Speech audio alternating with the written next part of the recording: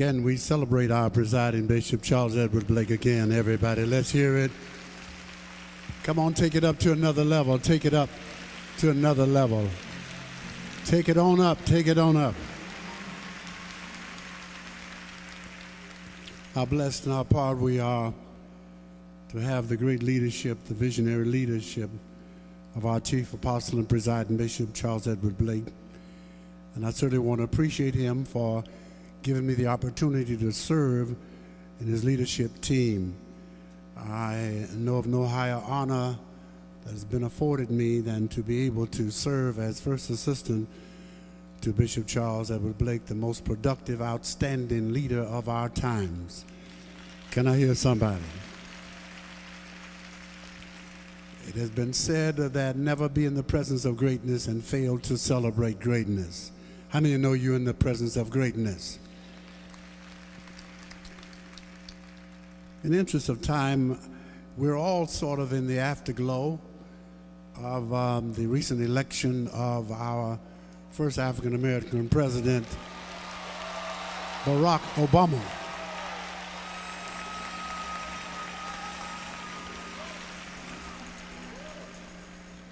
And why don't you just turn to your neighbor and tell your neighbor, I knew it was going to happen. You must be a prophet. Come on, tell him you must be a prophet. I used to work with a gentleman and he would say, I knew it was going to happen eventually. Eventually. A couple of weeks ago, a young lady who is a member of our church left on my desk a coloring book. And of course, it is a coloring book of Barack Obama. And I was impressed by it. It lay there perhaps for a whole week before I had time to stop from my travels to take a real look at it. And once I sat and settled down and looked it over, I said, I got to get in touch with this man. She said, he's my brother. So we made an appointment for him to come to my office, and I sat with him. But when he came to the office, he brought with him a mural. Now, I had in mind of just talking to him about this coloring book. It's a coloring book about Obama. And, of course, I had in mind of offering the book on my television program and talked to him about that. But he brought with him a mural of Obama. This is a week or two before the election. And when he unveiled the mural to me, I was just blown away. I was so impressed. And he explained to me that there were various denominations that wanted really this official, nationally, internationally unveiling of this mural to take place in their conventions. I can name the various conventions that he had letters from them. They wanted him to make the official unveiling in their convention, but because his roots are in the Church of God in Christ, and aren't we blessed with talent in this church? And so as we conversed, I talked to the presiding bishop. I called him, mentioned it to him, and after much conversation with him, he decided to allow this great artist, who is nationally renowned artist, one of the most prolific artists of our times, who have painted and did renditions of some of the world's really great individuals, from presidents to great sports figures.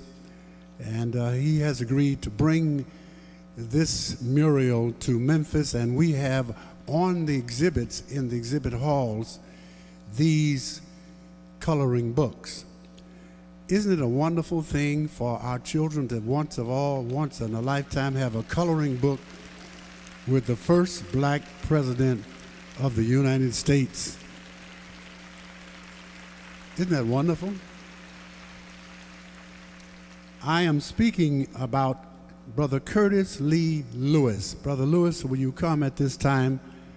And the Church of God in Christ, this book is not available and will not be available anywhere in the world until after this meeting closes. You will be the first group in the world to see this mural, and this mural This montage was actually painted by him on canvas many, many weeks and months before Obama became president. I could even go as far as to say it's a prophetic painting because it was painted before it actually took place. And I'm just proud that it's being unveiled for the first time worldwide at the Church of God in Christ International Holy Convocation. Come on, let me hear somebody.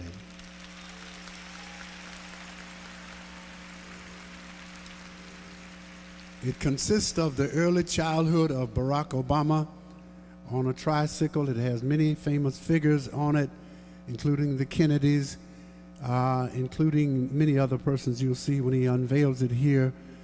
And certainly you'll be able to get this down at the Convention Center. You'll be able to get this booklet for your children, your schools, your Sunday school classes. You'll be able to acquire it. It is a keepsake overnight because it has come to pass. It is a reality. I'm pleased to present at this time Brother Curtis Lewis. Let's give him a hand, everybody.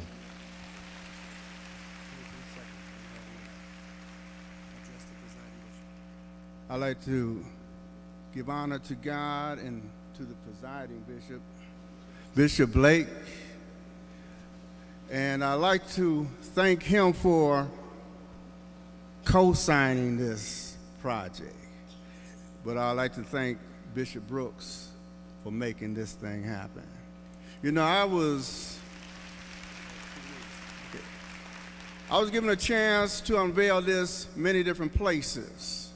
But when me and Bishop Brooks got to talking, I realized, even though we were invited to even come to the celebration in Chicago, but I realized to come to the Church of God in Christ down in Memphis. The last time I unveiled in an arena this big, I was unveiling a championship mural of the Detroit Pistons. But I want you to know, regardless of all the things I've done, the millionaires, the gold medal winners, and so on, I realize most of all, only what you do for Christ will last.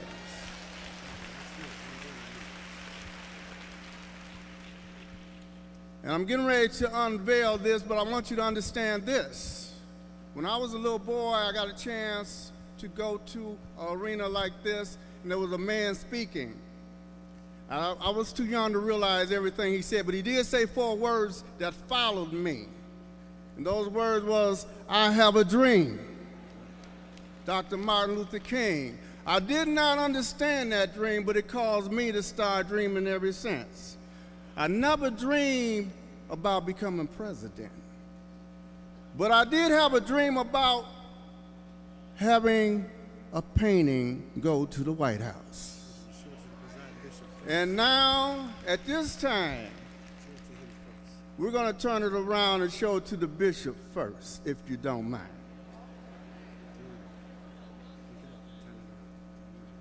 We're going to unveil history. This is the unveiling, the first unveiling of the first black president of the United States, Barack Obama.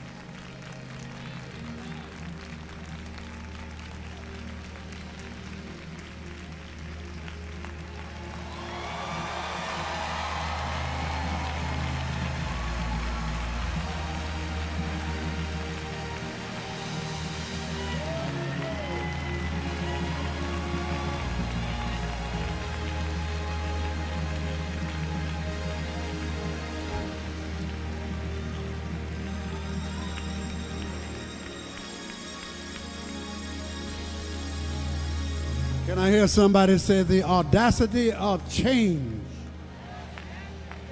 Come on, give God some praise. And last but not least, this mural is going to the White House. Thank you, Bishop Brooks.